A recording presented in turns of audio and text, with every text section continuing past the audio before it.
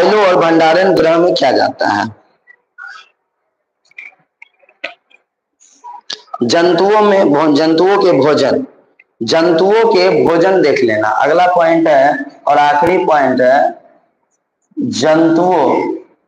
जंतुओं में भोजन।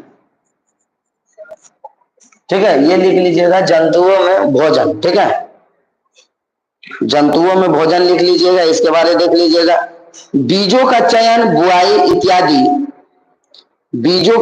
बुआई इत्यादि इसी प्रकार घरों में अथवा फार्म पालने वाले पालतू पशुओं को उचित भोजन, आवास और देखभाल की आवश्यकता होती है।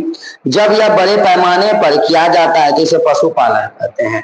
जब किसी भी फार्म को चलाते हैं और वहां पर एक बड़े पैमाने पर जब कोई चीज को चलाने का कार्य करते हैं तो उसको पशुपालन करते हैं। जैसे कि आपके पास पहले 4 गो बकरी था, 4 गो गाय था, 4 गो भैंस था, आप चलाते थे और चलाते आपके पास ज्यादा हो गया, 10 ठो 20 ठो 25 ठो हो गया, तो आप क्या खोल दिए, पशुपालन करने लगे, है ना। पशुपालन चालू हो गया, ज्यादा हो गया उद्योग, समझ आ गया। तो उसको तब बोलते हैं, बड़े पैमाने पे जब हो जाता है तो उसको क्या बोलते हैं बेटा, पशुपालन। क्लियर है, क्लियर है, इस चीज को बोलिएगा यस या नो। तो चलिए, इसमें बहुत सारे ऐसे शब्द हैं जो आपको हम लोग यहाँ पर दिखा देते हैं। देखिए,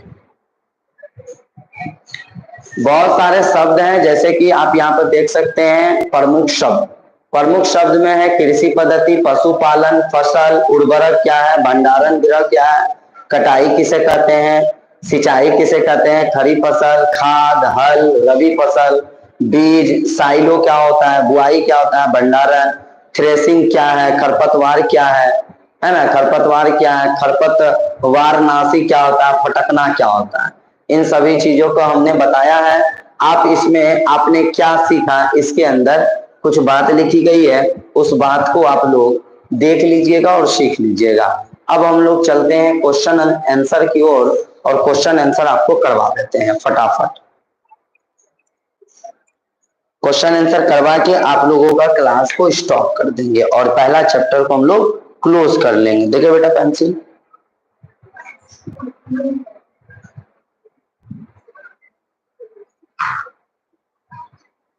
चलिए देखिए आपका पहला क्वेश्चन क्या है। यहाँ पर आप यहाँ पे देख सकते हैं लिखा हुआ, उचित शब्दों में उचित शब्द छांट कर रिक्त स्थानों को पूर्ति कीजिए। तो यहाँ पर क्या लिखा हुआ है, तैरने, जल, फसल, पोषक और क्या है, तैयारी। तो यहाँ पर क्वेश्चन पढ़िए, एक स्थान पर एक ही प्रकार की के बड़ी मात्रा में उगाए गए पौधों को क्या कहते हैं, तो हम उसको फसल कहते हैं। तो 1 नंबर में ये हो जाएगा। 1 नंबर में क्या हो जाएगा बेटा, यहाँ पर 1 नंबर में फसल हो जाएगा। 1 नंबर हमने लिख दिया है। फसल उगाने से पहले प्रथम चरण मिट्टी की क्या करते हैं, तो तैयारी करते हैं। 2 नंबर इसको लिख दीजिए। ठीक है, 2 नंबर लिख दिए। अगला क्वेश्चन आपको करा देते हैं।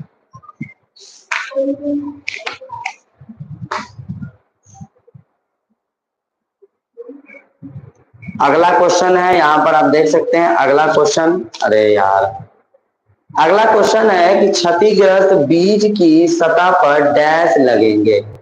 क्या बोलता है, क्षतिग्रस्त बीज जल की सतह पर डैश लगेंगे। क्या होगा, तैरने लगेंगे। क्या होगा, तैरने। ठीक है, क्या होगा, तैरने लगेंगे। बेटा इस चीज को ध्यान रखना, ये एनसीईआरटी बुक का सारा हम क्वेश्चन आंसर करा रहे हैं, इस चीज को ध्यान रखना। एनसीईआरटी बुक का हम ये सारा क्वेश्चन आंसर करा रहे हैं। अगला है, फसल उगाने के लिए पर्याप्त सूर्य का प्रकाश एवं मिट्टी से डैश तथा डैश क्या होता है, काम होता है।